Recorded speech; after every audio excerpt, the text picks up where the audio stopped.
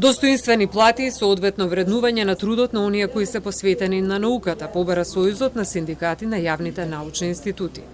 Во изминативе години се зголемија животните трошоци, но нивните плати се исти, доколку се има предвид дека последен пат биле покачани во 2019 година. Бараат нов колективен договор, налик на оној на Синдикатот за култура и договорот на СОНК за високообразовната и научната дејност.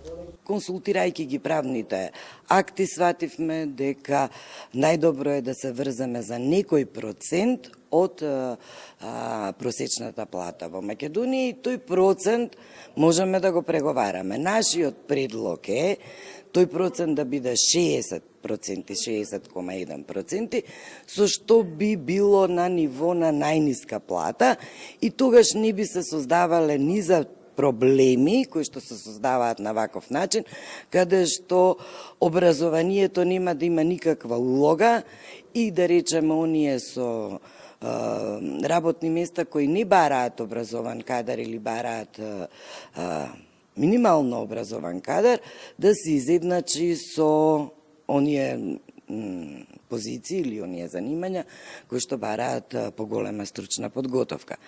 Во меѓувреме во одредени институти нема нови вработувања. Во Институтот за фолклор со години не е вработен ниту еден млад истражувач, ниту пак се одвојуваат доволно средства за научно-истражувачките проекти. Државата малку се ангажира на полето на науката, особено во нашата област, кај што ги покриват јавните научни установи. Да подсетиме, овде се установите од витален национален интерес, како што се Институтот за македонски јазик, за национална историја, за фолклор, за литература, Албанолошкиот институт и така натаму. Значи, сепак ова е сектор кај што државата треба соодветно да вложи за да научните работници го дадат својот максимум во нивните истражувања. Од нас се бара да даваме пари од личниот доход за плаќање на научни тругови по импакт фактор. Значи, ние треба да ги дадеме нашите пари, па после тоа да ни ги рефундираат. Исто за научни конференции во странство, кој што е стотици евра, со се авионски карти, со се престои таму, треба први ние да ги дадеме парите, па после да ги вратиме назад.